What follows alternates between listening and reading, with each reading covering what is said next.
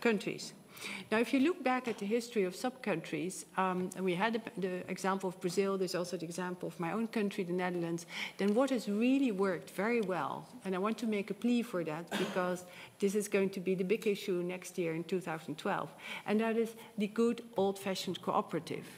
Farmers who organize themselves, farmers who buy and sort of extend throughout the food production chain have done very, very well in many countries. And there's really, I think, a reason to look at how we can reinvent the cooperative as a way to balance these fluctuations for farmers and for consumers. In fact, there are lots of people in Canada, I think a quarter of the population is a member of a food cooperative somewhere or other. There are cooperative banks that do extremely well in this banking crisis. So in 2012 for the UN is the cooperative year, and maybe this is a challenge that we could have all of us to look at the positive ways of solving that. Now, there are a couple of things that we've also said about GMOs. And let me say one thing. I think one of the most interesting applications of GMOs will actually be to solve our problem of biofuels. There is, of course, no doubt in my mind, and I think in nobody's mind, that using food as an input for fuel is, of course, ridiculous. But on the same time, all kinds of things that humans cannot eat, particularly all kinds of cellulose type of materials, are the most frequent organic materials we have on Earth. There is now very interesting research that shows that we can actually make these long fibers useful for very efficient conversion into energy. That's done through genetically modified types of fungi and other lower types of bacteria. And I think there's a tremendous potential there to use cellulosic materials in some way or other. So the problem of directly converting corn into fuel, I think, is a problem that's going to be phased out in the next few years. The fact that we're still using some subsidies US to do this actually shows that we have a very distorted US farm market and farm lobby and doesn't say anything about what really should be done. Lastly, the WTO and the G20. I think the current situation is a kind of deadlock in the WTO. The question is, should we try to continue that or should we find ways around it? I'm starting to think that we probably need to work on parallel courses. The fact that the G20 is now really serious about food issues is a chance to put it back onto the agenda. But the problem I have with the G20 is that they have a lot of declarations and then do not do anything. So we need to work on that. But perhaps the G20 channel is faster than the Doha channel right now. However, there are a couple of other things that need to be solved. And the other things lie all in the area of how can we best make food production sustainable. Because the Israeli minister and others are very right. There has been a lot of damage done through agriculture as well. And the question is not only to increase production or even to increase purchasing power, it's to do it in such a way that we best use our resources.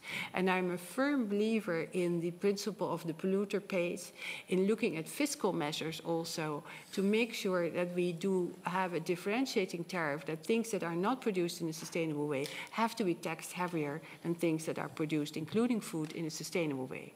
And that's, I think, where international agreements, including with G20, will work faster than a revival of the Doha round. Thank you. I was just wondering, India is now legislating on the food security bill. And the idea of the food security bill is based on the human right to live in dignity, free of hunger, and free of food insecurity. The chairman had raised an issue as to whether we can globalize our concerns. And I was just wondering whether here, next year, or at Rabat, can there be a minimum agreement on food security for the small landholders and the vulnerable? Somebody made an excellent point saying that the issue is not food availability, that the aggregate stocks of food globally could perhaps feed people who can't be fed? Can at least we agree to consider a framework where the vulnerable, neutral to nations, can be protected by the world community in terms of food security? That's one thought that I was having. The other is, can we agree at a global level to share the knowledge of research on a country-neutral basis? This business of each country having its own research and development, can there not be global pooling of knowledge, which again is neutral to countries of the world?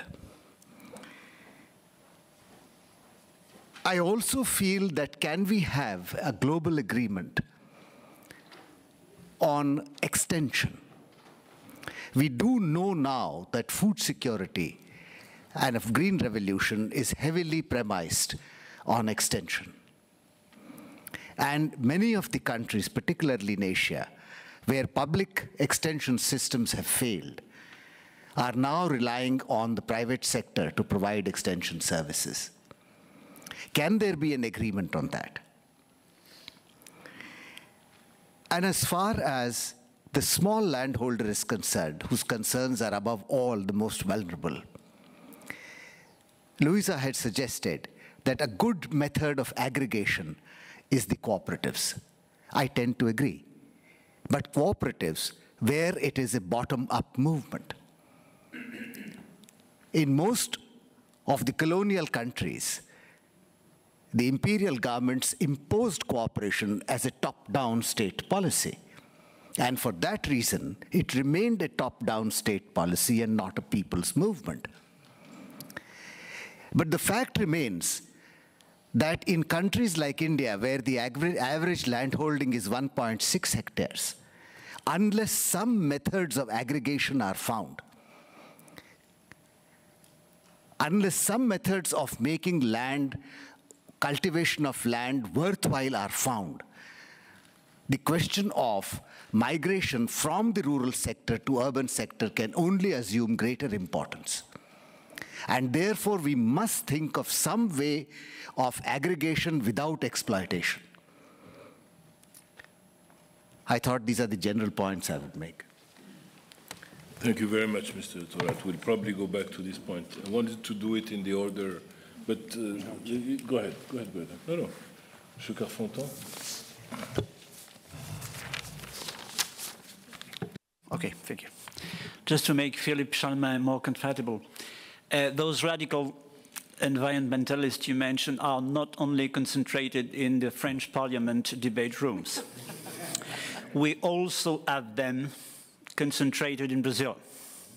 And you cannot have any debate in Brazil about farm policy, about environmental policy, without dealing with very radical movements, most of them coming from Europe or United States. And it is something which is complicating the debate during the last 20 years. How to get a great, a normal, I would say, a well-balanced debate between environmental issues and food production challenges. In the case of Brazil, our main challenge is still to provide very low-income population the cheapest food as we can. And those concerns you mentioned are not as strong in Brazil as they are in Europe. The second point I'd like to stress is about ethanol. I do believe that we shall have two dynamics in the coming years. We will still have an ethanol sector very, I would say, growing, but with a lower pace of investments. It is not a contradiction with the fact that we have discovered oil in different places, offshore oil mainly. Why? Because sugarcane production in Brazil provides 3 different raw materials. It provides sugar, it provides ethanol, and it provides electricity. The sugarcane industry in the state of Sao Paulo provide 1/3 of the total electricity used in that state. We've got surpluses of electricity because we produce bagases is burnt, and we put significant quantities of electricity in the local network. A second element that makes me believe that the ethanol sector won't disappear or become a sort of secondary priority is the fact that oil companies are investing in the sector hugely. The most important uncertainty that we have nowadays is the question of the tax policy. On the last decades, ethanol became a very important fuel in the local market because there were tax policy that provided ethanol exemptions to make ethanol competitive in relation with gasoline. But ethanol is mainly used in Brazil as a mixed product with gasoline. So I don't believe the fact that we are becoming an average oil producer will change. Let me tell you something about oil production in Brazil. The main challenge we are faced with, and it has been discussed for the last 5 years, is how to avoid a sort of I would call it Dutch fever. And the interesting fact is a decision which has been taken 2 years ago, probably one of the most important decisions taken by the Lula administration, is to create a national fund which will be used only for long-term investments. Just to give an example, the most important university in Brazil is the University of the State of São Paulo, USP, as it is known. It is about a 5 billion annual budget. This budget will double because this university will receive some contribution of that national fund. This university and Petrobras will create what will be probably the most important university in all Latin America within 5 years. And this is an example of investment in long-term priorities, education. Another point I'd like to mention is, as we are going to become an oil producer, we will provide new raw materials used by the farm sector. All oil production fields in Brazil are also gas production fields. And within probably 5 or 6 years, Brazil is going to be, it is nowadays, a net importer of gas. Most of the gas we use comes from Bolivia. We are going to become a net exporter of gas. That is to say that we are going to produce more and more nitrogen fertilizers, which is a great contribution to reduced production cost, for instance, in the sugarcane industry, which is a huge consumer of ammonia and urea and such fertilizers. So those two elements are not as contradictory as it would seem at the first time.